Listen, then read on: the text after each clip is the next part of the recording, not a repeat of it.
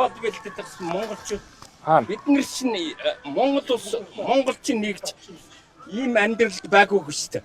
Энэ 126 дуучин байх шүү.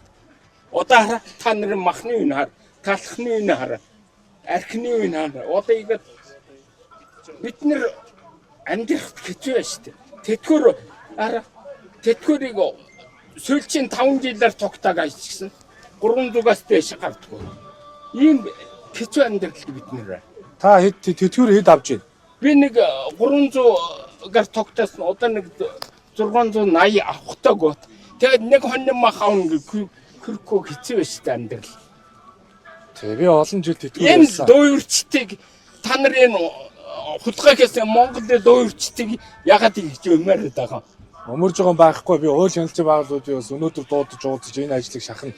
Заахаа ойлголоо. Тий.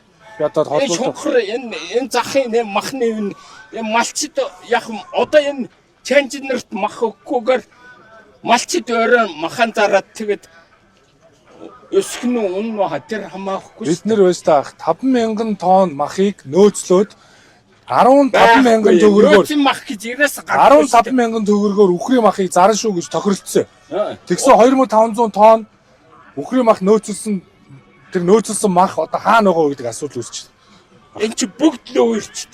Энэ хоёр зах Дэнжин мянган зах эднэр чинь хужаан нартыг хутгалчихсан дуурч Монголын хүүхэн хужаан нартай ганган хүүхэн ганга авган нар хоньны махан хужаан нар бид нар чи одоо Монголд амьдрах ирэхгүй болчихсон шүү дээ. Ойлголоо.